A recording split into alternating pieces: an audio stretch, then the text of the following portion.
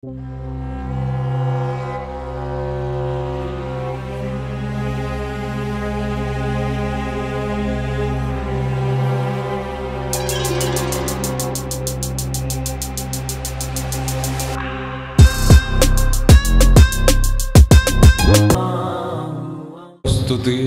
ಸರ್ವಲೋಕಗಳ ಒಡೆಯನಿಗೆ ಮೀಸಲು.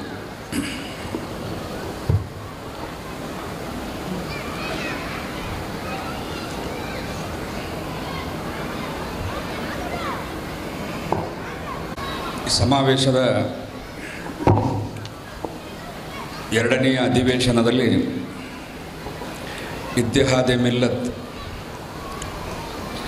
ಸಮುದಾಯದಲ್ಲಿ ಒಗ್ಗಟ್ಟು ಎನ್ನುವಂತಹ ವಿಷಯದ ಮೇಲೆ ನಡೆಯುತ್ತಿರುವಂತಹ ಕಾರ್ಯಕ್ರಮದ ಅಧ್ಯಕ್ಷತೆಯನ್ನು ವಹಿಸಿರುವಂತಹ ಜಮಾತೆ ಇಸ್ಲಾಮಿ ಹಿಂದ್ ಕರ್ನಾಟಕ ರಾಜ್ಯ ಮಾಜಿ ಅಧ್ಯಕ್ಷರೂ ಆಗಿರುವಂತಹ ಜನಾಬ್ ಮೊಹಮ್ಮದ್ ಅತರುಲ್ಲಾ ಶರೀಫ್ ಸಾಹೇಬರೇ, ಹಿರಿಯರಾದ ಮೌಲಾನಾ ಸೈಯದ್ ಅಬ್ದುಲ್ ಹಸೀಬ್ ಸಾಹೇಬ್ ಅವರೇ, ಈ ವಿಷಯದಲ್ಲಿ ತಮ್ಮ ವಿಚಾರಗಳನ್ನು ಹಂಚಿಕೊಳ್ಳಲಿಕ್ಕೆ ವೇದಿಕೆಯ ಮೇಲೆ ಉಪಸ್ಥಿತರಿರುವಂತಹ ಮೌಲಾನಾ ಅತಾವುರ್ ರಹಮಾನ್ ಸಾಹೇಬ್ ಹಿಮಾಯತಿ ವ ಜಾಮಯಿ, ಇಮಾಮ್ ವ ಖತೀಬ್ ಮಸ್ಜಿದ್ ಅಹ್ಲೆ ಹದೀಸ್ ಸಂಡೂರ್, ಹಾಗೂ ಇದೀಗ ತಮ್ಮ ಭಾಷಣವನ್ನು ನಮ್ಮ ಮುಂದಿಟ್ಟ ಜಾಮಿಯಾ ನಿಜಾಮಿಯಾ ಇಮಾಮ್ ವ ಖತೀಬ್ ಜಾಮಿಯಾ ಮಸ್ಜಿದ್ ಬಳ್ಳಾರಿ ಮುಫ್ತಿ ಖಾಜಿ ಗುಲಾಮ್ ಮೆಹಮೂದ್ ಸಿದ್ದೀಕಿ ಸಾಹೇಬರೇ, ಮದ್ರಸಾ ಅಬೂಬಕರ್ ಸಿದ್ದೀಕ್ ಸಿರುಗುಪ್ಪ ಇದರ ಸಂಸ್ಥಾಪಕ ಅಧ್ಯಕ್ಷರಾದಂತಹ ಮುಫ್ತಿ ಅಬ್ದುಲ್ ಖಾದಿರ್ ಸಾಹೇಬ್ ವ ಖಾಸ್ಮಿ ಅವರೇ, ಈ ಕಾರ್ಯಕ್ರಮದಲ್ಲಿ ಭಾಗವಹಿಸಿದಂತಹ ಆದರಣೀಯ ಹಿರಿಯರೇ, ಬಂಧುಗಳೇ, ಸಹೋದರಿಯರೇ, ತಾಯಂದಿರೇ,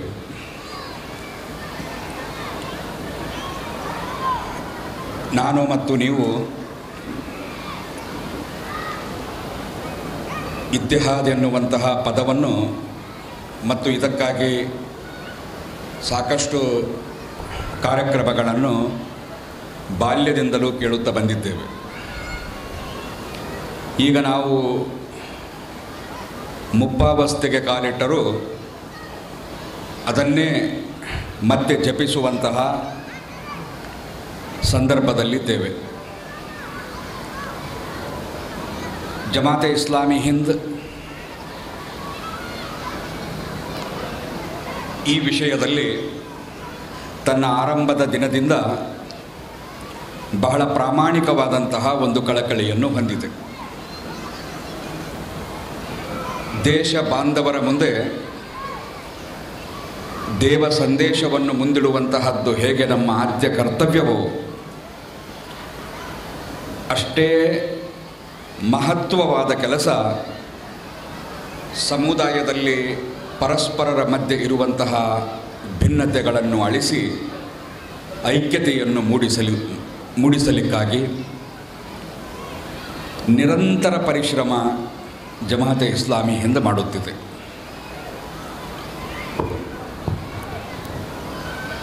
ಎಲ್ಲ ನಮ್ಮಲ್ಲಿರುವಂತಹ ವಿವಿಧ ವಿಚಾರಧಾರೆಗಳ ಪಂಡಿತರು ವೇದಿಕೆಯ ಮೇಲೆ ಅಹ್ಲೆ ಹದೀಸ್ ವಿದ್ವಾಂಸರಿದ್ದಾರೆ, ಅಹ್ಲೆ ಸುನ್ನತುಲ್ ಜಮಾತನ ಪಂಡಿತರಿದ್ದಾರೆ, ತಬ್ಲೀಗಿ ಜಮಾತನ ಪ್ರತಿನಿಧಿಗಳಿದ್ದಾರೆ.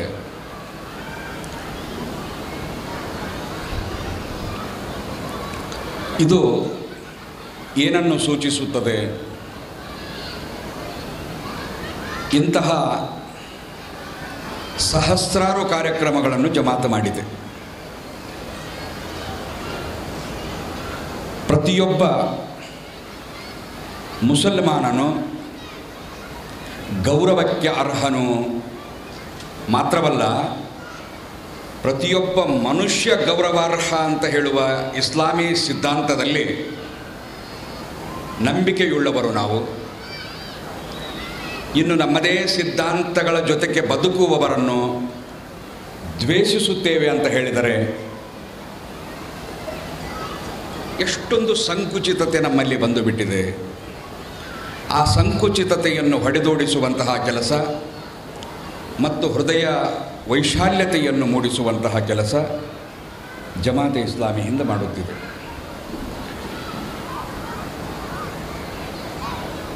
ಒಗ್ಗಟ್ಟು ಸಮುದಾಯದಲ್ಲಿ ಬರಲಿಕ್ಕೆ ಬಹಳ ಸಮಯ ತೆಗೆದುಕೊಳ್ಳುವುದಿಲ್ಲ. ನಾವೆಲ್ಲ ಮುಕ್ತವಾಗಿ ಯೋಚಿಸಿದರೆ, ಯಾವುದೇ ಪೂರ್ವಾಗ್ರಹ ಪೀಡಿತರಾಗದೆ ಒಂದು ನಿಮಿಷದಲ್ಲಿ ಈ ಸಮುದಾಯದಲ್ಲಿ ಐಕ್ಯತೆ ಬಂದು ಬಿಡುತ್ತದೆ. ಆದರೆ ಭಿನ್ನಾಭಿಪ್ರಾಯಗಳನ್ನೇ ಆಧಾರವಾಗಿಟ್ಟುಕೊಂಡು ನಾವು ಬದುಕುತ್ತೇವೆ. ಸಣ್ಣ ಸಣ್ಣ ಇಸ್ಲಾಂ ಯಾವುದಕ್ಕೆ ಎಷ್ಟು ಮಹತ್ವ ನೀಡಿದೆ ಅದಕ್ಕಿಂತ ಹೆಚ್ಚಿನ ಮಹತ್ವ ನೀಡಿ ಅದನ್ನು ಅತಿರೇಕಕ್ಕೆ ಏರಿಸುವಂತಹ ಮತ್ತು ಯಾವ ವಿಷಯಕ್ಕೆ ಬಹುದೊಡ್ಡ ಮಹತ್ವವನ್ನು ಇಸ್ಲಾಂ ಕಲ್ಪಿಸಿದೆ ಅದನ್ನು ಬಹಳ ನಿರ್ಲಕ್ಷ್ಯ ಭಾವನೆಯಿಂದ ನೋಡುವಂತಹದ್ದು. ಈ ಅತಿರೇಕ ಮತ್ತು ಈ ವಿಚಾರಗಳು ಮತ್ತು ಯಾವುದಾದರೂ ಒಂದು ವಿಷಯದಲ್ಲಿ ಹಠಮಾರಿ ಧೋರಣೆ, ನನ್ನ ಅಭಿಪ್ರಾಯವೇ ಸರಿ ಎನ್ನುವಂತಹದ್ದು, ಪರಸ್ಪರ ಸಮಾಲೋಚನೆಗಳಿಲ್ಲದೆ ತೆಗೆದುಕೊಳ್ಳುವಂತಹ ಏಕ ವ್ಯಕ್ತಿ ತೀರ್ಮಾನ, ಏಕಮುಖದ ತೀರ್ಮಾನ, ಇಂಥವುಗಳನ್ನೆಲ್ಲ ನಾವು ಇವತ್ತು ಧಾರ್ಮಿಕ ಕ್ಷೇತ್ರಗಳಲ್ಲಿ ಕೆಲಸ ಮಾಡುವಂತಹ, ಸೇವೆ ಸಲ್ಲಿಸುವಂತಹ ಪಂಡಿತರಿಂದ, ವಿದ್ವಾಂಸರಿಂದ ನಾವು ನೋಡ್ತಾ ಇದ್ದೇವೆ. ಯಾರೂ ಕೂಡ ಈ ಒಗ್ಗಟ್ಟಿನ ವಿಷಯದಲ್ಲಿ ಕುರ್ಆನ್ ಮತ್ತು ಪ್ರವಾದಿಯ ಜೀವನದ ಆಧಾರದ ಮೇಲೆ ಸಾಧಿಸೋಣ, ಕಟ್ಟೋಣ ಎನ್ನುವಂತಹದ್ದು. ಅದಕ್ಕಾಗಿ ಜಮಾತೆ ಇಸ್ಲಾಮಿ ಹಿಂದ್ ಒಗ್ಗಟ್ಟನ್ನು ಬಯಸುವುದು, ಈ ಲೋಕದಲ್ಲಿ ಕೆಲವು ಸವಲತ್ತುಗಳನ್ನು ಪಡೆಯಲಿಕ್ಕಾಗಿ, ಅಥವಾ ಪರಿಸ್ಥಿತಿ ಬಹಳಷ್ಟು ಪ್ರತಿಕೂಲ ಆಗ್ತಾ ಇದೆ, ಬಹಳ ಇನ್ನೂ ಸೂಕ್ಷ್ಮ ದಿನಗಳು ನಮಗೆ ಬರಲಿಕ್ಕಿವೆ, ಇದನ್ನೆಲ್ಲ ಯೋಚಿಸಿ ಅಲ್ಲ, ಬದಲಾಗಿ ಒಗ್ಗಟ್ಟು ಈ ಸಮುದಾಯದ ಮೂಲ ಮಂತ್ರ. ಒಗ್ಗಟ್ಟು ಪರಿಸ್ಥಿತಿ ಪ್ರತಿಕೂಲ ಇರಲಿ ಅಥವಾ ಅನುಕೂಲ ಇರಲಿ, ಯಾವ ಸಂದರ್ಭದಲ್ಲೂ ಕೂಡ ಒಗ್ಗಟ್ಟಿನ ಅಗತ್ಯ ಇದೆ. ಯಾಕೆ ಆ ಒಗ್ಗಟ್ಟು ಅಂತ ಹೇಳಿದರೆ, ಇಕಾಮತೆ ದೀನ್, ಈ ಕೆಲಸಕ್ಕಾಗಿ. ಇದರ ಹೊರತು ಇನ್ನಾವ ಕಾರ್ಯಕ್ಕೂ ಕೂಡ ಒಗ್ಗಟ್ಟಿನಿಂದ ನಮಗೆ ಆಗುವ ಪ್ರಯೋಜನ ಇಲ್ಲ. ನಾವು ಆ ಒಗ್ಗಟ್ಟನ್ನು ನಿಮ್ಮಲ್ಲಿ ತುಂಬಲಿಕ್ಕಾಗಿ ಆರಾಧನೆಗಳಲ್ಲೂ ಕೂಡ ಎಷ್ಟು ಅದಕ್ಕೆ ಒತ್ತು ಕೊಟ್ಟು ನೀವು ಒಂದು ಕಡೆ ಬಂದು ನಮಾಜ್ ಮಾಡಬೇಕು, ಸಾಮೂಹಿಕತೆ. ಆ ಸಾಮೂಹಿಕತೆಗೆ ಒತ್ತು ಕೊಡುವ ಉದ್ದೇಶ ಏನು ಅಂತ ಹೇಳಿದರೆ, ನೀವೆಲ್ಲ ಭಿನ್ನತೆಗಳನ್ನು ಬದಿಗಿಟ್ಟು ಅಜಾನ್ ಆದ ತಕ್ಷಣ ಓಡೋಡಿ ಬಂದು ಹೆಗಲಿಗೆ ಹೆಗಲು ಹಚ್ಚು ನಿಲ್ಲುತ್ತೀರೋ, ಅಲ್ಲಿ ನಮಾಜ್ ಮಾಡುವಾಗ, ಆರಾಧನೆ ದೇವನಿಗೆ ಸಲ್ಲಿಸುವಾಗ ನೀವು ತಬಲೀಗ್ ಜಮಾತನವನ ಮಧ್ಯ ಒಬ್ಬ ಜಮಾತೆ ಇಸ್ಲಾಮಿಯವನು ನಿಂತುಕೊಳ್ಳುತ್ತಾನೆ, ಅವನಿಗೆ ಭುಜ ಹಚ್ಚಿ ಒಬ್ಬ ಅಲಿ ಹದೀಸನವನು ನಿಂತುಕೊಳ್ಳುತ್ತಾನೆ. ಈ ಐಕ್ಯತೆ, ಈ ಒಗ್ಗಟ್ಟು ಯಾವುದಕ್ಕಾಗಿ ಅಂತ ಹೇಳಿದರೆ, ಅಲ್ಲಿ ಇರದ ಭೇದ ಮುಂದೆ ಇದೇ ಆರಾಧನೆಯ ತರಬೇತಿಯ ನಂತರ, ಆರಾಧನೆಗಳ ಮೂಲಕ ಪಡೆದಂತಹ ತರಬೇತಿಯ ಮೂಲಕ ಹೊರಗೆ ಕೆಲಸ ಮಾಡಬೇಕಾಗಿದೆ. ದೇಶದ ಜನತೆಗೆ ದೇವ ಸಂದೇಶವನ್ನು ಮುಟ್ಟಿಸುವಂತಹದ್ದು, ದೇವನ ಭೂಮಿಯ ಮೇಲೆ ದೇವನ ಕಾನೂನು ಇರಬೇಕು ಎನ್ನುವಂತಹ ಒಂದು ಪ್ರಾಮಾಣಿಕವಾದಂತಹ ಗುರುತರವಾದಂತಹ ಹೊಣೆಗಾರಿಕೆ ನಮ್ಮ ಮೇಲೆ ಇದ್ದಾಗ ಆರಾಧನೆಗಳನ್ನು ಕೂಡಿ ಮಾಡುವಂತೆ ಈ ಇಕಾಮತೆ ದೀನ್ ಪ್ರತಿಯೊಬ್ಬ ತಬ್ಲೀಗ್ ಜಮಾತನವರದ್ದು ಒಂದು ಕಾರ್ಯಕ್ಷೇತ್ರ ಇರಬಹುದು, ಅದರ ಬಗ್ಗೆ ನಮಗೆ ಆಕ್ಷೇಪ ಇಲ್ಲ. ಆಲೆ ಹದೀಸನದ್ದು ಕೂಡ ಒಂದು ವಾದ ಇರಬಹುದು, ಆಲೆ ಸುನ್ನತುಲ್ ಜಮಾತನ ಸೇವೆ ಕೂಡ ಇರಬಹುದು. ನಾವು ಇವೆಲ್ಲವುಗಳನ್ನು ಗೌರವಿಸುತ್ತಾ, ಆದರೆ ನಮ್ಮ ಪೈಕಿ ಪ್ರತಿಯೊಬ್ಬ ಮುಸಲ್ಮಾನನ ಜವಾಬ್ದಾರಿ, ಪ್ರತಿಯೊಬ್ಬ ಮುಸಲ್ಮಾನನ ಉದ್ದೇಶ ಅದು ಇಕಾಮತೆ ದೀನಾಗಿದೆ. ಅದನ್ನೇ ಜಮಾತೆ ಇಸ್ಲಾಮಿ ಹಿಂದ್ ತನ್ನ ಉದ್ದೇಶ ಅಂತ ಅದು ಹೇಳುತ್ತದೆ. ಮುಸಲ್ಮಾನನ ಉದ್ದೇಶ ಅದು ಜಮಾತೆ ಇಸ್ಲಾಮಿಯ ಉದ್ದೇಶ. ಇಸ್ಲಾಂ ಪ್ರತಿಪಾದಿಸುವಂತಹದ್ದನ್ನು ಅದು ಪ್ರತಿಪಾದಿಸುತ್ತದೆ. ಜಮಾತೆ ಇಸ್ಲಾಮಿ ಎಂದು ಇದು ನಮ್ಮ ಸಂಘಟನೆಯ ಮಾತು ಅಂತ ಹೇಳಿದ ಇತಿಹಾಸ ಈ 75 ವರ್ಷಗಳ ವಸಂತಕ್ಕೆ ಕಾಲಿಡುವಂತಹ ಸಂದರ್ಭದಲ್ಲೂ ಅದು ವಾದ ಮಾಡಿಲ್ಲ. ಅದು ಇಸ್ಲಾಮಿನ ಮಾತನ್ನು, ಪ್ರವಾದಿಯ ಬದುಕಿನ, ಪ್ರವಾದಿಯ ಶಿಕ್ಷಣಗಳನ್ನು ಹೇಳುತ್ತಾ ಬಂದಿದೆಯೇ ಹೊರತು ಆ ಆಧಾರದಲ್ಲಿ ಒಗ್ಗಟ್ಟನ್ನು ಸಂಸ್ಥಾಪಿಸಬೇಕಾದಂತಹ ಅಗತ್ಯ ಇದೆ. ವಾತಸಿಮು ಬಿಹಬ್ಲಿಲ್ಲಾಹಿ ಜಮೀಆ. ನೀವು ಯಾವುದೇ ಕುಲ, ಯಾವುದೇ ಗೋತ್ರ, ಯಾವುದೇ ಪಂಗಡ, ಯಾವುದೇ ರೀತಿಯಲ್ಲಿ ನೀವು ಪರಸ್ಪರ ಬೇರೆ ಬೇರೆಯಾಗಿದ್ದರೂ ಕೂಡ ಖಂಡಿತವಾಗಿ ನೀವೆಲ್ಲ ಒಂದುಗೂಡಿ ಅಲ್ಲಾಹನ ಪಾಶವನ್ನು, ಅಲ್ಲಾಹನ ಧರ್ಮವನ್ನು ಗಟ್ಟಿಯಾಗಿ ಹಿಡಿದುಕೊಳ್ಳಿ. ಆ ಧರ್ಮವನ್ನು ವಿಂಗಡಿಸುವ ಕೆಲಸ ಮಾಡಬೇಡಿ. ನೀವು ವಿಂಗಡಣೆಯಾದಂತೆ ಕುಲ ಮತ್ತು ಗೋತ್ರಗಳಲ್ಲಿ ಎಷ್ಟು ಪಂಗಡಗಳು ನಮ್ಮ ಮಧ್ಯೆ ಕೂಡ. ಇವತ್ತು ನಾನು ಮುಸಲ್ಮಾನ ಅಂತ ಹೇಳಿಕೊಳ್ಳುವ ಅಭಿಮಾನಕ್ಕಿಂತ ಆ ಮುಸಲ್ಮಾನರಲ್ಲಿ ಇಲ್ಲಿ ಇರುವಂತಹ ಒಳಪಂಗಡಗಳ ಬಗ್ಗೆ ನನಗೆ ಹೆಚ್ಚು ಅಭಿಮಾನ ಇದೆ. ನಾನೊಬ್ಬ ನದಾಫ್ ಅಂತ ಅಭಿಮಾನದಿಂದ, ನಾನೊಬ್ಬ ಭಾಗವಾನ್ ಅಂತ ಅಭಿಮಾನದಿಂದ, ನಾನೊಬ್ಬ ಸಯ್ಯದ್ ಅಂತ ಅಭಿಮಾನದಿಂದ, ನಾನೊಬ್ಬ ಖಾದ್ರಿ ಅಂತ ಅಭಿಮಾನದಿಂದ ಹೇಳಿಕೊಳ್ಳುವುದಕ್ಕಿಂತ ಕುರ್ಆನ್ ಇದೆಲ್ಲಕ್ಕಿಂತ ಬಹಳ ಶ್ರೇಷ್ಠವಾದ ಒಂದು ಮಾತು ಮುಸ್ಲಿಂ ಅಂತ ಹೇಳಿದೆ. ಅದನ್ನು ಹೇಳಿಕೊಳ್ಳುವ ಮೂಲಕ ಈ ಸಮುದಾಯದಲ್ಲಿ ಒಗ್ಗಟ್ಟು ಸ್ಥಾಪಿತವಾಗುತ್ತದೆ ಅಂತ ಹೇಳಿದರೆ ಇದಕ್ಕಿಂತ ದೊಡ್ಡ ಅದೃಷ್ಟ ಬೇರೆ ಯಾವುದೂ ಆಗಲಿಕ್ಕೆ ಸಾಧ್ಯವಿಲ್ಲ. ಆದ್ದರಿಂದ ನಮ್ಮ ಒಗ್ಗಟ್ಟಿಗೆ ಈ ನಮ್ಮ ಪ್ರತ್ಯೇಕತೆಗಳು ಕೂಡ, ಆ ಪ್ರತ್ಯೇಕತೆಗಳು ಪರಸ್ಪರ ಪರಿಚಯ ಪಟ್ಟುಕೊಳ್ಳಲಿಕ್ಕೆ, ಆದರೆ ಅವುಗಳೇ ಇವತ್ತು ನಮ್ಮ ಮಟ್ಟಿಗೆ ಸರ್ವಸ್ವ ಆಗಿಬಿಟ್ಟಿವೆ. ಯಾಕೆ ಅಂತ ಹೇಳಿದರೆ ಇಸ್ಲಾಮಿನ ವಿಶಾಲ ಸಂದೇಶ ನಮಗೆ ಅರ್ಥವಾಗುತ್ತಿಲ್ಲ. ಇಸ್ಲಾಂ ಪ್ರತಿಪಾದಿಸುವಂತಹ ಧರ್ಮ ಇತರ ಧರ್ಮಗಳಂತೆ ಒಂದು ಧರ್ಮ ಅಂತ ಭಾವಿಸಿದ್ದರಿಂದಲೇ ಇವತ್ತು ಭಿನ್ನಾಭಿಪ್ರಾಯಗಳ ಒಂದು ದೊಡ್ಡ ಬೆಟ್ಟ ನಮ್ಮ ಮುಂದೆ ಕಾಣುತ್ತಿದೆ.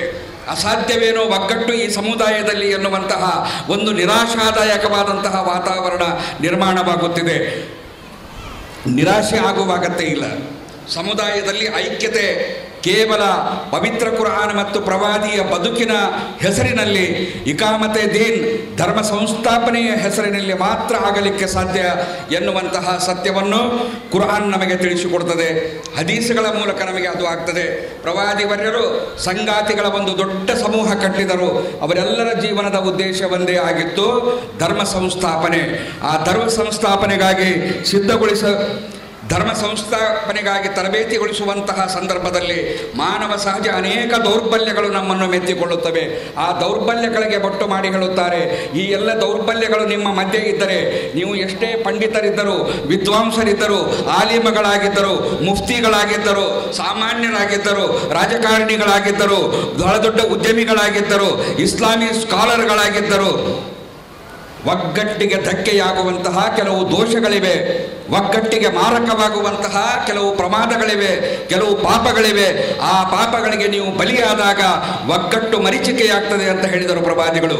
ಇಯಾಕುಂ ವಜ್ಜನ್ನ ಫಇನ್ನ ಝನ್ನ ಅಕ್ಜಬುಲ್ ಹದೀಸಿ ವಲಾ ತಹಸ್ಸಸು ವಲಾ ತಜಸ್ಸಸು ವಲಾ ತಹಾಸದು ವಲಾ ತಬಾಗಜು ವಕೂನು ಇಬಾದಲ್ಲಾಹಿ ಖುಬಾನ.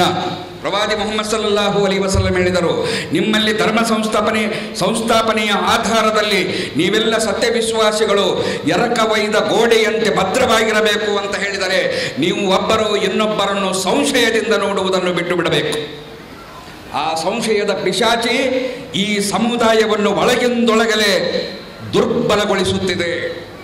ಒಬ್ಬ ಧಾರ್ಮಿಕ ಜಮಾತನವನು ಇನ್ನೊಂದು ಧರ್ಮದ, ಒಬ್ಬ ಸಂಘಟನೆಯ, ಈ ಧರ್ಮದ ಕೆಲಸ ಮಾಡುವ ಧಾರ್ಮಿಕ ಸಂಘಟನೆಯ ಒಬ್ಬ ವ್ಯಕ್ತಿ ಇನ್ನೊಂದು ಸಂಘಟನೆಯವನನ್ನು ಸಂಶಯದಿಂದ ನೋಡುವಂತಹ, ಅಪನಂಬಿಕೆಯಿಂದ ನೋಡುವಂತಹ, ಇಸ್ಲಾಂ ನಮಗೆ ಕಲಿಸುವಂತಹದ್ದು ಅನ್ಯ ಧರ್ಮೀಯನನ್ನು ಕೂಡ ನೀನು ಸಂಶಯದಿಂದ ನೋಡಬಾರದು, ಅನ್ಯ ಸಿದ್ಧಾಂತದವನನ್ನು ಕೂಡ ನೀನು ಸಂದೇಹದಿಂದ ನೋಡಬಾರದು. ಯಾಕೆ ಅಂತ ಹೇಳಿದರೆ ಅಲ್ಲಾಹನ ಸೃಷ್ಟಿ ಎಂಬ ನೆಲೆಯಲ್ಲಿ ಅವನ ಬಗ್ಗೆ ನಿನಗೆ ಪ್ರೀತಿ ಮತ್ತು ವಿಶ್ವಾಸ ಮೂಡಬೇಕು ಎನ್ನುವಂತಹ ಶಿಕ್ಷಣ ಇಸ್ಲಾಂ ನೀಡುವಾಗ ಒಂದೇ ಸಿದ್ಧಾಂತದಲ್ಲಿ ಕುರ್ಆನ್ ಒಂದು, ಪ್ರವಾದಿಯ ಬದುಕು ಒಂದು, ನಮ್ಮೆಲ್ಲ ಕರ್ಮಗಳು, ಶರೀಯತ್ ಪಾಲಿಸುವಂತಹ ಕರ್ಮ ವಿಧಾನ ಎಲ್ಲ ಒಂದೇ ಆಗಿರುವಾಗಲೂ ಸತ್ತ ಮೇಲೂ ಕೂಡ ಒಂದೇ ವಿಧಾನದಿಂದ ಹೂಳಲ್ಪಡುವಂತಹ ವ್ಯಕ್ತಿಗಳ ಮಧ್ಯ ಸಂಶಯ ತಾಳುವುದು ಮತ್ತು ಒಬ್ಬರು ಇನ್ನೊಬ್ಬರನ್ನು ನಮ್ಮವನಲ್ಲ ಎನ್ನುವಂತಹ ಭಾವನೆಯಿಂದ ನೋಡುವಂತಹ ಪ್ರವೃತ್ತಿ ಹೆಚ್ಚಾಗಿ ಬೆಳೀತಾ ಇದೆ. ಕಾಲ, ಜ್ಞಾನ, ತಂತ್ರಜ್ಞಾನ ಹೆಚ್ಚಾದಂತೆಲ್ಲ ಪರಿಸ್ಥಿತಿ ಹೆಚ್ಚು ಹೆಚ್ಚು ಪ್ರತಿಕೂಲ ಆಗುವಂತಹ ಸಂದರ್ಭದಲ್ಲೂ ಅತ್ಯಂತ ಸೂಕ್ಷ್ಮ ದಿನಗಳು. ಇವತ್ತು ಸುಖದ ದಿನ, ನಾಳೆ ಬರುವಂತಹ ದಿನ ಅದು ನಮ್ಮ ಪಾಲಿಗೆ ಸುಖದ ದಿನವಾಗಿರುತ್ತದೆ ಎನ್ನುವಂತಹ ಭರವಸೆ ಯಾರಿಗೂ ಕೂಡ ನಮ್ಮಲ್ಲಿಲ್ಲ. ದಿನಕ್ಕೊಂದು ಅಪವಾದ, ದಿನಕ್ಕೊಂದು ಅಪಪ್ರಚಾರ, ದಿನಕ್ಕೊಂದು ಈ ಸಮುದಾಯವನ್ನು ಗುರಿಯಾಗಿಟ್ಟುಕೊಂಡು ಮಾಡುವಂತಹ ಅನೇಕ ಷಡ್ಯಂತ್ರಗಳು, ಪಿತೂರಿಗಳು, ಸಂಚುಗಳು ನಡೆಯುತ್ತಿರುವಂತಹ ಖುಲ್ಲಾಗಿ ಬಹಿರಂಗವಾಗಿ ಯಾವುದನ್ನು ಮುಚ್ಚಿಡದೆ ನಾವು ನಿಮ್ಮನ್ನು ದ್ವೇಷಿಸಿಯೇ ಇಲ್ಲಿ ಆಡಳಿತ ನಡೆಸಲಿಕ್ಕೆ ಸಾಧ್ಯ ಎನ್ನುವಂತಹ ಒಂದು ವಿಷಯ ಬಹಿರಂಗವಾದಾಗಲೂ ಕೂಡ ನಾವು ಇನ್ನಷ್ಟು ಒಗ್ಗಟ್ಟಿನ ಬಗ್ಗೆ ಇರಲಿಕ್ಕೆ ಸಾಧ್ಯವಿಲ್ಲದೆ ಬಿಕ್ಕಟ್ಟನ್ನು ಸೃಷ್ಟಿಸುತ್ತಾ ಹೋಗುತ್ತಿದ್ದೇವೆ. ನಮ್ಮ ಮದರಸಾಗಳು ಬೇರೆ, ನಮ್ಮ ಮಸೀದಿಗಳು ಬೇರೆ. ನಾನು ಎಲ್ಲ ಮಸೀದಿಗಳಲ್ಲಿ ಒಬ್ಬ ಮುಸ್ಲಿಮನಾಗಿ ನನಗೆ ಕೆಲವು ಉಪದೇಶಗಳನ್ನು ಹೇಳುವ ಶಕ್ತಿ ಇದೆ ಅಂತ ಹೇಳಿದರೆ ಎಲ್ಲ ಮಸೀದಿಗಳಲ್ಲೂ ಕೂಡ ಅದು ಅಲ್ಲಾಹನ ಮನೆ, ಸರಳವಾಗಿ ಹೋಗಿ ಅಲ್ಲಿ ನಿಂತು ಹೇಳುವ ಶಕ್ತಿ ನಮಗಿದೆಯೇ? ಇಲ್ಲ. ಎಷ್ಟೊಂದು ಅಡೆತಡೆಗಳು, ಎಷ್ಟೊಂದು ವಿಘ್ನಗಳು. ನಮ್ಮವನಾದಾಗ ಮಾತ್ರ ನಮ್ಮ ಮಸೀದಿಯಲ್ಲಿ ಹೇಳಬೇಕು. ನಮ್ಮವನಲ್ಲ ಅಂತ ಹೇಳಿದರೆ, ನಮ್ಮ ಮಸಲಕ್ಕನವನು ಅಲ್ಲ ಅಂತ ಹೇಳಿದರೆ, ನಮ್ಮ ವಿಚಾರಧಾರಿಯವನು ಅಲ್ಲ ಅಂತ ಹೇಳಿದರೆ ಅವನಿಗೆ ಮಸೀದಿಯಲ್ಲಿ ಎದ್ದು ನಿಂತು ಎರಡು ಮಾತುಗಳನ್ನು ಕೂಡ ಹೇಳಲಿಕ್ಕೆ ಅವಕಾಶವಿಲ್ಲದಂತಹ ಸಂಕುಚಿತತೆ ಇವತ್ತು ನಮ್ಮಲ್ಲೂ ಬಂದು ಬಿಟ್ಟಿದೆ. ಯಾಕೆ? ಅವನ ಬಗ್ಗೆ ನಮಗೆ ವಿಶ್ವಾಸವಿಲ್ಲ. ಸಂಶಯದ ಪಿಶಾಚಿಗೆ ನಾವು ಬಲಿಯಾಗಿದ್ದೇವೆ. ಈ ಸಂಶಯ ಎಷ್ಟೊಂದು ಕ್ರೂರವಾದದ್ದು ಅಂತ ಹೇಳಿದರೆ ಪ್ರವಾದಿ ಮುಹಮ್ಮದ್ ಸಲ್ಲಲ್ಲಾಹು ಅಲೈಹಿ ವಸಲ್ಲಂ ಹೇಳಿದ್ದು, ಇಯಾಕುಂ ವಜ್ಜನ್ನ ಫಇನ್ನ ಝನ್ನ, ನೀವು ಸಂಶಯದ ರೋಗಕ್ಕೆ ಬಲಿಯಾಗಬೇಡಿ. ಯಾಕೆ ಅಂತ ಹೇಳಿದರೆ ಸಂಶಯ ಸುಳ್ಳಿಗಿಂತಲೂ ಕೆಟ್ಟದ್ದು. ಸುಳ್ಳು ಒಬ್ಬ ಮನುಷ್ಯನನ್ನು ಕೊಂದರೆ ಸಂಶಯ ಒಂದು ಸಮಾಜವನ್ನೇ ಬಲಿ ತೆಗೆದುಕೊಳ್ಳುತ್ತದೆ. ಆನಂತರ ಪ್ರವಾದಿಗಳು ಹೇಳಿದರು, ನೀವು ಒಬ್ಬರು ಇನ್ನೊಬ್ಬರನ್ನು ದ್ವೇಷಿಸಬೇಡಿ. ಇವತ್ತು ದ್ವೇಷವೇ ನಮ್ಮ ಬಂಡವಾಳವಾಗಿದೆ. ನಾನು ಪಕ್ಕಾ ಒಂದು ಧಾರ್ಮಿಕ ಸಂಘಟನೆಯವನು ಅಂತ ಹೇಳಿಕೊಳ್ಳಬೇಕು ಅಂತ ಹೇಳಿದರೆ ಇನ್ನೊಂದು ಜಮಾತನ ಬಗ್ಗೆ ಅಸಹಿಷ್ಣುತೆ ನನ್ನಲ್ಲಿ ತುಂಬಿದಾಗ ಮಾತ್ರ ನಾನು ನನ್ನ ಜಮಾತನಲ್ಲಿ ಬಹಳ ಗಟ್ಟಿಯಾಗಿದ್ದೇನೆ ಅಂತ ಹೇಳುವ, ಅವನು ಮಾತ್ರ ನಿಷ್ಠಾವಂತ ಅಂತ ಹೇಳುವ ಒಂದು ಕ್ರೂರತೆಗೆ ಬಂದು ನಾವು ತಲುಪಿದ್ದೇವೆ. ಒಬ್ಬರು ಇನ್ನೊಬ್ಬರನ್ನು ಗೌರವಿಸುವಂತಹ, ಪ್ರೀತಿಸುವಂತಹ, ಯಾಕೆ, ಯಾವ ಕಾರಣಕ್ಕಾಗಿ ದ್ವೇಷ? ಇಷ್ಟೆಲ್ಲ ದ್ವೇಷ, ಮಲಿನತೆ, ಕಾಪಟ್ಯತೆ, ಸಂಕುಚಿತತೆ ಇಟ್ಟುಕೊಂಡು ನಾನೊಬ್ಬ ಮುಸಲ್ಮಾನ ಅಂತ ಹೇಳುವ ಯೋಗ್ಯತೆ ನನಗಿದೆಯೇ? ನಾನು ಮುಸಲ್ಮಾನರಲ್ಲಿರುವ, ಇಸ್ಲಾಮಿನಲ್ಲಿರುವ ಒಂದು ಧಾರ್ಮಿಕ ಸಂಘಟನೆಯ ಕಾರ್ಯಕರ್ತ ಅಂತ ಹೇಳುವ ಯೋಗ್ಯತೆ ಇದೆಯೇ? ಆ ಯೋಗ್ಯತೆಯನ್ನು ನಾವು ಕಳೆದುಕೊಂಡಿದ್ದೇವೆ. ಆದ್ದರಿಂದ ಇವತ್ತು ಮನೆಯಲ್ಲಿ ಒಗ್ಗಟ್ಟಿಲ್ಲ, ಸಮಾಜದಲ್ಲಿ ಒಗ್ಗಟ್ಟಿಲ್ಲ, ಇಡೀ ಸಮುದಾಯದಲ್ಲಿ ಬಿಕ್ಕಟ್ಟು ಎದ್ದು ತಾಂಡವವಾಡುತ್ತಿದೆ. ಅದರ ಪರಿಣಾಮ ಯಾರು ನಮ್ಮ ಅವಸಾನವನ್ನು ಬಯಸುತ್ತಿದ್ದಾರೋ ಅವರಿಗೆ ಹೂವಿನ ಹಾಸಿಗೆಯನ್ನು ನಾವು ಹಾಸಿಕೊಟ್ಟಿದ್ದೇವೆ. ಸ್ವಲ್ಪ ಯೋಚಿಸಿ ನೋಡಿ. ನಾವೆಲ್ಲ ದೇವನ ಮುಂದೆ ಉತ್ತರ ಕೊಡಬೇಕು. ನಮ್ಮ ಈ ಅನೈಕ್ಯತೆ ನಮ್ಮ ಅವಸಾನಕ್ಕೆ ಕಾರಣವಾಗ್ತದೆ. ಖಂಡಿತ ಒಗ್ಗಟ್ಟಿನಲ್ಲಿ ಬಲವಿದೆ ಅಂತ ನಮ್ಮ ಹಿರಿಯರು ಹೇಳಿದ್ದು. ಆ ಬಲವನ್ನು ನಾವು ಕಳೆದುಕೊಂಡಿದ್ದೇವೆ, ಬಿಕ್ಕಟ್ಟಿಗೆ ಬಲಿಯಾಗಿದ್ದೇವೆ. ಮತ್ತೆ ಒಗ್ಗಟ್ಟು ಬರಬೇಕು ಅಂತ ಹೇಳುವ ಎಷ್ಟು ಸಭೆ ಸಮಾರಂಭಗಳು ಆದರೂ ಕೂಡ ನಾವು ನಮ್ಮ ಅಭಿಪ್ರಾಯಗಳಿಗೆ ಬದ್ಧರಾಗಿದ್ದೇವೆ. ನಾನು ಬಯಸಿದರೆ ಇಸ್ಲಾಮಿಗೆ ಜೀವ ಕೊಡಬಹುದು, ಆದರೆ ನನ್ನ ಅಭಿಪ್ರಾಯವನ್ನು ಬಲಿದಾನ ಮಾಡಲಿಕ್ಕೆ ನಾನು ಸಾಧ್ಯ ಇಲ್ಲ ಅನ್ನುವಷ್ಟರ ಮಟ್ಟಿಗೆ ಹಠಮಾರಿಯಾಗಿ ನಾವು ಬೆಳೆದು ಬಿಟ್ಟಿದ್ದೇವೆ. ಈ ಹಠಮಾರಿತನದ ಧೋರಣೆ ಖಂಡಿತವಾಗಿ ನಿಮ್ಮನ್ನು ಸರ್ವನಾಶ ಮಾಡುತ್ತದೆ ಎನ್ನುವಂತಹ ಎಲ್ಲ ಲಕ್ಷಣಗಳು ಇವತ್ತಿನ ವಾತಾವರಣದಲ್ಲಿ ನಮಗೆ ತೋರಿಸುತ್ತಿವೆ. ಆದಾಗ್ಯೂ ನಾವು ಎಚ್ಚೆತ್ತುಕೊಳ್ಳಲಿಲ್ಲ ಅಂತ ಹೇಳಿದರೆ ದೇವನ ತೀರ್ಮಾನ ಏನಾಗಲಿಕ್ಕಿದೆ ಅದು ಖಂಡಿತ ನಮಗೆ ಗೊತ್ತಿದೆ. ಒಂದು ಒಳ್ಳೆಯ ಅವಕಾಶವನ್ನು ಕೊಟ್ಟಿದ್ದಾನೆ ದೇವನು. ಖೈರ್ ಉಮ್ಮತ್ತಿನಲ್ಲಿ ನೀವಿದ್ದೀರಿ. ಆ ಖೈರ್ ಮಾನವ ಕುಲಕ್ಕೆ ಹಂಚುವುದಕ್ಕಿಂತ ಮುಂಚೆ ನೀವು ಪರಸ್ಪರ ನಿಮ್ಮ ಮಧ್ಯೆ ಹಂಚಿಕೊಳ್ಳಿ. ಒಳಿತಿನ ಆಧಾರದಲ್ಲಿ ನೀವೆಲ್ಲ ಸಂಘಟಿತರಾಗಿ, ಪ್ರವಾದಿಗಳು ಹೇಳಿದರು, ದ್ವೇಷವನ್ನು ಬಿಟ್ಟು ಬಿಡಿ, ಹಗೆತನ ಸಾಧಿಸಬೇಡಿ, ಅಸೂಯೆ ಪಡಬೇಡಿ, ಇನ್ನೊಬ್ಬರ ತಪ್ಪುಗಳನ್ನು ಹುಡುಕಲು ಹೊಂಚು ಹಾಕಿ ಕುಳಿತುಕೊಳ್ಳಬೇಡಿ. ನಿಮ್ಮ ತಪ್ಪುಗಳನ್ನು ನೋಡಿಕೊಳ್ಳಿ. ಯಾಕೆ ಅಂತ ಹೇಳಿದರೆ ಕೊನೆಗೆ ಹೇಳ್ತಾರೆ ಪ್ರವಾದಿಗಳು, ವಕೂನು ಇಬಾದಲ್ಲಾಹಿ ಇಖ್ವಾನ, ನೀವೆಲ್ಲ ಪರಸ್ಪರ ಒಂದೇ ಸ್ಥಳದಲ್ಲಿ ಪೋಣಿಸಲ್ಪಟ್ಟಂತಹ ಮುತ್ತುಗಳಿದ್ದಂತೆ. ಆ ದಾರ ಯಾವುದು? ಈ ಎಲ್ಲ ಅಮೂಲ್ಯ ಮುತ್ತುಗಳನ್ನು ಸರದ ರೂಪದಲ್ಲಿ ಹಿಡಿದಿಟ್ಟ ದಾರ ಯಾವುದು ಅಂತ ಹೇಳಿದರೆ ವಾತಸಿಮು ಬಿಹಬ್ಲಿಲ್ಲಾಹಿ ಜಮಿಯ, ಅಲ್ಲಾಹನ ಧರ್ಮ. ಆ ಧರ್ಮದ ದಾರವೆಂಬ ಪ್ರವಾದಿಯ ಪಾವನ ಬದುಕೆಂಬ ದಾರದಲ್ಲಿ ಪೋಣಿಸಲ್ಪಟ್ಟಂತಹ ಮುತ್ತುಗಳು ಆ ದಾರವನ್ನು ಹರಿಯುವ, ಆ ದಾರವನ್ನು ದುರ್ಬಲಗೊಳಿಸುವ ಕೆಲಸ ಮಾಡಿದರೆ ಆ ಪೋಣಿಸಲ್ಪಟ್ಟ ಮುತ್ತುಗಳು ಚಲ್ಲಾಪಿಲ್ಲಿಯಾಗಿ ಬಿಡುತ್ತವೆ. ಆಗ ಅದಕ್ಕೆ ಯಾವುದೇ ಬೆಲೆ ಇರುವುದಿಲ್ಲ. ಬೆಲೆ ಕಳೆದುಕೊಂಡು ಬದುಕು ಸಾಗಿಸುವುದಕ್ಕಿಂತ ಅವಕಾಶ ಇದೆ ಮತ್ತೆ ಮೇಲೇಳುವ, ಮತ್ತೆ ಬದುಕಿನ ಗುರಿಯನ್ನು ಗೊತ್ತುಪಡಿಸಿಕೊಳ್ಳುವ ಉತ್ತಮ ಕಾರ್ಯ ಯಾರೇ ಮಾಡಿದರೂ ಅದಕ್ಕೆ ಬೆಂಬಲ ನೀಡುವಂತಹ, ಸಹಕಾರ ನೀಡುವಂತಹ ಹೃದಯ ವೈಶಾಲ್ಯತೆಯೊಂದಿಗೆ ಮತ್ತೊಮ್ಮೆ ಬದುಕನ್ನು ರೂಪಿಸಿಕೊಳ್ಳುವಂತಹ ಅಗತ್ಯತೆ ಇದೆ. ಕಾಲದ ಬೇಡಿಕೆ ಇದೆ. ಒಗ್ಗಟ್ಟು ನಮ್ಮದೆಲ್ಲವದ್ದೇ ಒಂದೇ ಸಿದ್ಧಾಂತ. ನಮ್ಮಲ್ಲಿ ಸಿದ್ಧಾಂತಗಳ ಭಿನ್ನತೆ ಇಲ್ಲ. ಇರುವುದು ಕೆಲವು ಐಚ್ಛಿಕ ವಿಷಯಗಳಲ್ಲಿ. ಆ ಐಚ್ಛಿಕ ವಿಷಯಗಳ ಭಿನ್ನತೆಯನ್ನೇ ನಾವು ಆಧಾರವಾಗಿಟ್ಟುಕೊಂಡು ಬದುಕುವುದಕ್ಕಿಂತ ಎಲ್ಲೆಲ್ಲಿ ಸಾಮರಸ್ಯ ಸಿದ್ಧಾಂತ ಹೊಂದಿದೆ, ಏಕದೇವತ್ವದಲ್ಲಿ ಈ ಸಮುದಾಯಕ್ಕೆ ಯಾವುದೇ ಭಿನ್ನಾಭಿಪ್ರಾಯವಿಲ್ಲ. ಪ್ರವಾದಿತ್ವ ಎಂಬ ವಿಷಯದ ಮೇಲೆ ಯಾವುದೇ ಈ ಸಮುದಾಯಕ್ಕೆ ಭಿನ್ನಾಭಿಪ್ರಾಯವಿಲ್ಲ.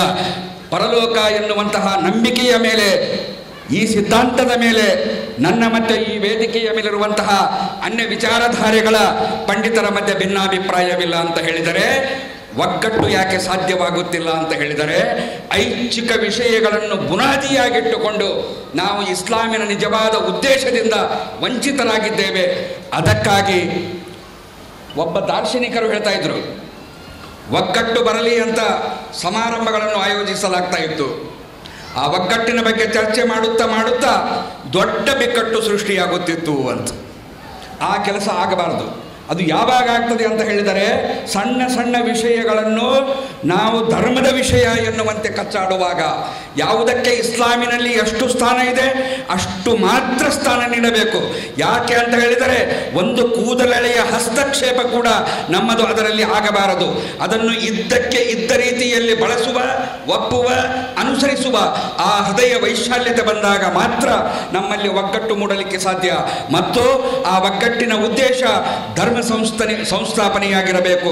ಆ ಧರ್ಮ ಸಂಸ್ಥಾಪನೆ ನನ್ನ ಮತ್ತು ನಿಮ್ಮೆಲ್ಲರ ಕರ್ತವ್ಯ. ನಮ್ಮ ನಮಾಜುಗಳ ಬಗ್ಗೆ, ನಮ್ಮ ಉಪವಾಸದ ಬಗ್ಗೆ ಮತ್ತು ನಮ್ಮ ಹಜ್ಜಿನ ಬಗ್ಗೆ ದೇವನು ಕೇಳುವಂತೆ ಒಂದು ಬಹು ಸಂಸ್ಕೃತಿಯ, ಬಹುಧರ್ಮೀಯ ದೇಶದಲ್ಲಿ ನಾನು ನಿನ್ನನ್ನು ಹುಟ್ಟಿಸಿದ್ದೆ. ಅಲ್ಲಿ ನನ್ನ ಧರ್ಮದ ಸಂಸ್ಥಾಪನೆಗಾಗಿ ನೀನು ಏನೆಲ್ಲ ಹೋರಾಟ ಮಾಡಿದೆ ಅಂತ ಹೇಳಿದರೆ, ಅಲ್ಲಿ ನಾವು ಒಗ್ಗಟ್ಟಾಗಿ ಬದುಕಲಿಲ್ಲ ಅಂತ ಹೇಳಲಿಕ್ಕೆ ಸಾಧ್ಯವಿದೆಯೇ? ಅಥವಾ ಯಾವುದಾದರೂ ಕುಂಟ ನೆಪಗಳನ್ನು ಹೇಳಿ ದೇವನ ಮುಂದೆ ವಿಚಾರಣೆಯಿಂದ ತಪ್ಪಿಸಿಕೊಳ್ಳಲಿಕ್ಕೆ ಸಾಧ್ಯವಿದೆಯೇ? ಆ ದೇವನ ವಿಚಾರಣೆಯ ಪ್ರಜ್ಞೆಯನ್ನಾದರೂ ಇಟ್ಟುಕೊಂಡು ಒಂದು ಬಹು ಸಂಸ್ಕೃತಿಯ ದೇಶದಲ್ಲಿ ನಾವು ಬದುಕುತ್ತಿದ್ದೇವೆ. ಇಸ್ಲಾಮಿನ ಸುಂದರವಾದ ಸಂಸ್ಕೃತಿಯ ಪರಿಚಯ ಮಾಡಿಸಬೇಕಾದ ಕೆಲಸದ ಅಗತ್ಯ ಇದೆ. ಅನೇಕ ಸಿದ್ಧಾಂತಗಳು ಇಲ್ಲಿವೆ. ಆ ಸಿದ್ಧಾಂತಗಳ ಮೇಲೆ ಅವರಿಗೆ ನಂಬಿಕೆ ಇಲ್ಲದೆ ಅನಿವಾರ್ಯವಾಗಿ ಬದುಕನ್ನು ಸಾಗಿಸುವಂತಹ ಜನರಿಗೆ ಒಂದು ಭದ್ರವಾದಂತಹ ಸಿದ್ಧಾಂತ, ಆ ಸಿದ್ಧಾಂತವನ್ನು ಪರಿಚಯಿಸಬೇಕಾದ ಅಗತ್ಯ ಇದೆ. ನಾನು ಮತ್ತು ನೀವು ಮತ್ತು ಇಲ್ಲಿರುವಂತಹ ಎಲ್ಲ ಹೊಣೆಗಾರರು ನಮ್ಮಲ್ಲಿ ಐಕ್ಯತೆ ಸಾಧ್ಯ ಅಂತ ಯಾಕೆ ನಾನು ಹೇಳುತ್ತೇನೆ ಅಂತ ಹೇಳಿದರೆ, ನಮ್ಮ ಪೈಕಿ ನಾವು ರಕ್ತ ಸಂಬಂಧಿಕರು ಇರಲಿಕ್ಕಿಲ್ಲ, ಕುಟುಂಬ ಸಂಬಂಧಿಕರು ಇರಲಿಕ್ಕಿಲ್ಲ. ಆದರೆ ಈ ಎಲ್ಲ ಸಂಬಂಧಕ್ಕಿಂತ ಮಿಗಿಲಾದ ಸಿದ್ಧಾಂತದಲ್ಲಿ ಯಾವುದೇ ಭಿನ್ನಾಭಿಪ್ರಾಯವಿಲ್ಲದ ಲಾ ಇಲಾಹ ಇಲ್ಲಲ್ಲಾಹು ಮುಹಮ್ಮದ್ ರಸೂಲುಲ್ಲಾ ಎನ್ನುವಂತಹ ಆ ಮಂತ್ರದ ಮೂಲಕ, ಆ ಘೋಷವಾಕ್ಯದ ಮೂಲಕ ನಾವೆಲ್ಲ ಒಂದೇ ಸರದಲ್ಲಿ ಬೆಸೆಯಲ್ಪಟ್ಟವರು.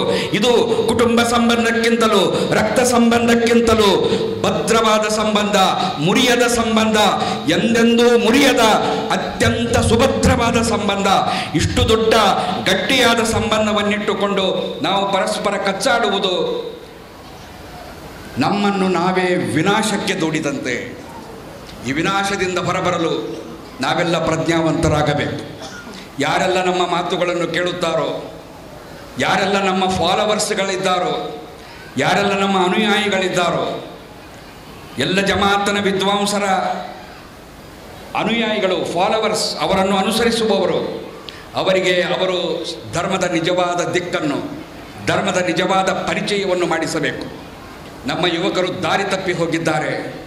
ಯುವಕರೇ ದಾರಿ ತಪ್ಪಿದರೆ ಇಷ್ಟು ದೊಡ್ಡ ಉದ್ದೇಶವನ್ನು ಈಡೇರಿಸಲಿಕ್ಕೆ ನಮ್ಮಿಂದ ಸಾಧ್ಯವೇ? ಆದ್ದರಿಂದ ಇಕಾಮತೆ ದೀನ್ ನನ್ನ ಉದ್ದೇಶ. ಇದಕ್ಕಾಗಿ ದೇವನ ಮುಂದೆ ನಾನು ಪಡಲಿಕ್ಕಿದ್ದೇನೆ ಎನ್ನುವಂತಹ ವಿಚಾರಗಳನ್ನು ಮುಂದಿಟ್ಟುಕೊಂಡು ಈ ವಿಷಯವನ್ನು ನಮ್ಮ ಯುವಕರಲ್ಲಿ ತುಂಬುವಂತಹ ಮತ್ತು ಈ ಕಾರಣಕ್ಕಾಗಿ ನಮ್ಮ ಹೆಜ್ಜೆಗಳನ್ನು ಅಲ್ಲಾಹನು ದೃಢಗೊಳಿಸಲಿ. ನಮ್ಮಲ್ಲಿರುವಂತಹ ಐಚ್ಛಿಕ ಭಿನ್ನತೆಗಳನ್ನು ದೂರ ಮಾಡಿ ಯಾವೆಲ್ಲ ಕೆಡುಕುಗಳು ಒಗ್ಗಟ್ಟಿಗೆ ಮಾರಕ ಅಂತ ಪ್ರವಾದಿಗಳು ಹೇಳಿದ್ದಾರೋ ಆ ಮಹಾಪಾಪಗಳಿಂದ ನಾವೆಲ್ಲ ದೂರಿದ್ದು ನಾವೆಲ್ಲ ಒಬ್ಬ ದೇವನ ಸೃಷ್ಟಿಗಳು, ಒಂದೇ ತಂದೆ ತಾಯಿಯ ಮಕ್ಕಳು ಮತ್ತು ಒಂದೇ ಸಿದ್ಧಾಂತದ ಅಡಿಯಲ್ಲಿ ಬದುಕುವಂತಹ ವ್ಯಕ್ತಿಗಳು ಎಂಬ ನೆಲೆಯಲ್ಲಿ ನಮ್ಮಲ್ಲಿ ಒಗ್ಗಟ್ಟನ್ನು ಮೂಡಿಸಿ ಧರ್ಮ ಸಂಸ್ಥಾಪನೆಯ ಕೆಲಸದ ಮೂಲಕ ಇಲ್ಲಿರುವಂತಹ ಮನುಷ್ಯರ ಸೇವೆ ಮಾಡುವ ಒಂದು ಸದಾವಕಾಶ ಅಲ್ಲಾಹನು ನಮ್ಮೆಲ್ಲರಿಗೂ ನೀಡಲಿ ಅಂತ ಹೇಳುತ್ತಾ ನನ್ನ ಮಾತುಗಳನ್ನು ಮುಗಿಸುತ್ತೇನೆ.